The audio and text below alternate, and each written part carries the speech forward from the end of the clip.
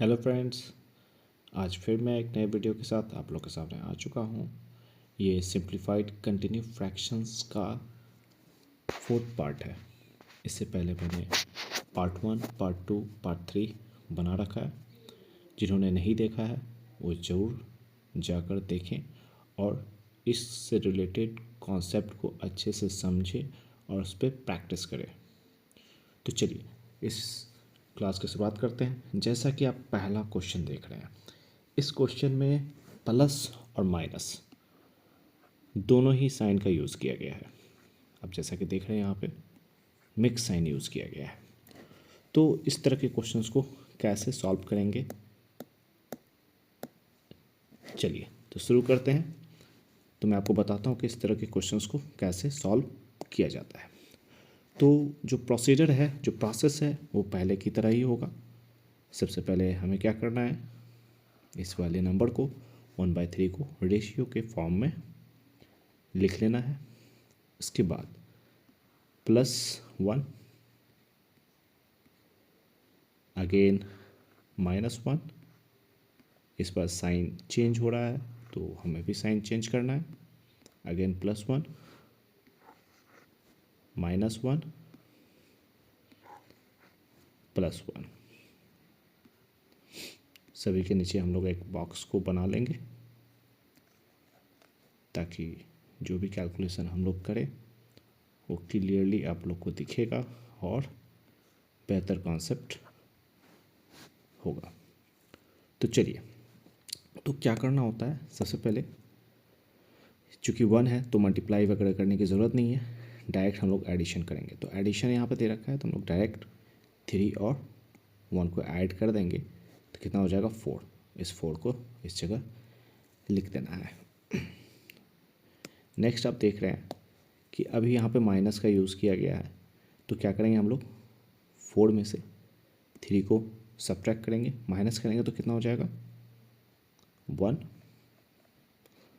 अब अगेन आप देख रहे होंगे यहाँ पे कि आपका ये पॉजिटिव है तो ऐड करना है। तो 1 को अगर 4 में ऐड कर दे तो कितना हो जाएगा 5।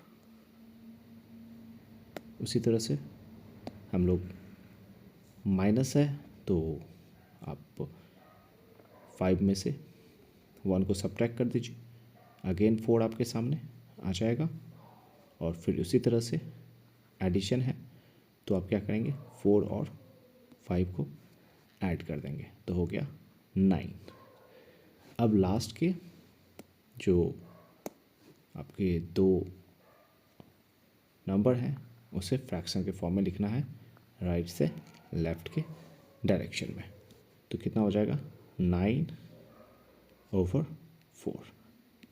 यही क्या हो गया आपका आंसर हो गया। आप इसे इस जगह पर लिख लीजिए। उम्मीद है आपको समझ में आया होगा। चलिए अगला क्वेश्चन करते हैं। चलिए नेक्स्ट क्वेश्चन आपके सामने आ चुका है। इस वाले क्वेश्चन में थोड़ा सा कैलकुलेशन ज़्यादा करना पड़ सकता है तो चलिए करते हैं।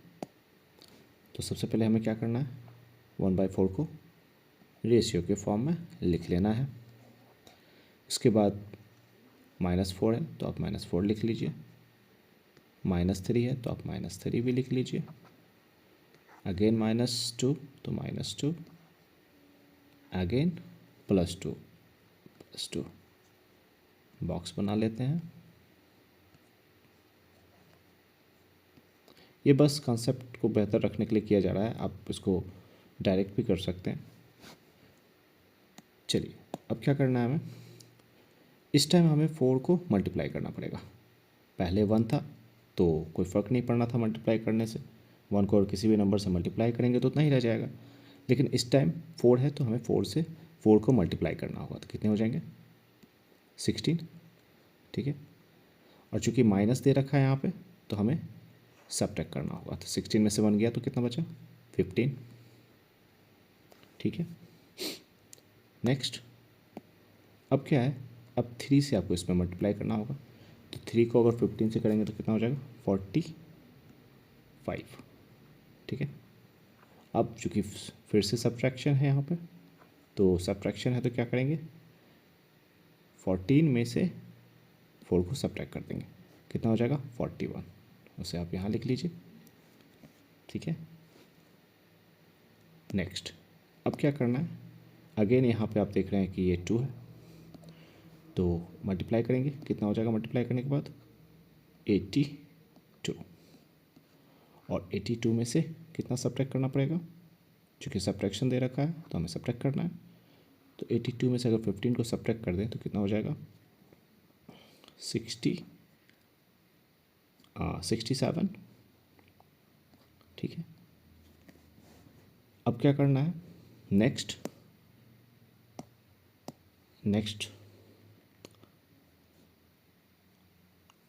कैलकुलेशन एक बार देख लीजिएगा। तो नेक्स्ट क्या करते हैं हम लोग, 2 को 67 से मल्टीप्लाई, तो कितना हो जाएगा 134, और इस 134 को चूँकि एडिशन है तो 134 को 41 में ऐड कर देंगे, तो कितना हो जाएगा आपका 175। यहाँ तक क्लियर है। अब लास्ट के 2 नंबर्स को क्या करना है, आपको फ्रैक्शन के फॉर्म में लिख देना है। डायरेक्शन तो पता ही है आपको, राइट से लेफ्ट के डायरेक्शन में, यानी कि 175/67, यही क्या हो गया आपका आंसर हो गया। इसे ही आप इस बॉक्स में लिख दीजिए। थोड़ा सा कैलकुलेशन था, अदरवाइज सारा मेथड वही है, कोई ख़ास नहीं है, आसान सा ही है। चलिए नेक्स्ट क्वेश्चन करते हैं। चलिए नेक्स्ट क्वेश्चन आपके सामने आ चुका है, और ये क्वेश्चन थोड़ा सा एग्ज़ाम से डायरेक्ट रिलेटेड है। ये क्वेश्चन ऑलरेडी एग्ज़ाम में पूछा जा चुका है। तो चलिए इस क्वेश्चन को कैसे करते हैं उसे बनाते हैं, और सारा मेथड वैसा ही रहेगा। तो सबसे पहले क्या करना है, मुझे x का वैल्यू निकालना है, और x का वैल्यू निकालने के लिए हमें इतना बड़ा सा एक कंटिन्यूस फ्रैक्शंस दे रखा है। ठीक है, तो सबसे पहले क्या करना है, हमें इसे ही सॉल्व करना होगा। तो चलिए मेथड तो पता ही है, तो सबसे पहले 1:2 जैसा कि आप देख रहे हैं यहाँ पर, उसके बाद +1, अगेन +1, अगेन +1, और अगेन +1।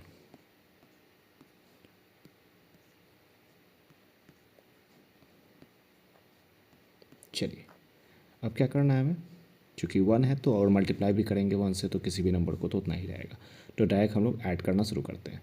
तो अगर हम लोग डायरेक्ट ऐड करेंगे तो कितना हो जाएगा, 2 + 1 3, 3 + 2 5, 5 + 3 8, 8 + 5 कितने हो जाएंगे 13। उसके बाद क्या करना होता है हम लोगों को, लास्ट के जो 2 नंबर्स होते हैं उसे फ्रैक्शन के फॉर्म में लिखना होता है, राइट से लेफ़्ट के डायरेक्शन में। तो चलिए लिख डालते हैं, तो कितने हो जाएंगे 13/8। ये वैल्यू किसका आ गया, ये x का वैल्यू आ गया। ठीक है, x का वैल्यू निकल कर आ गया।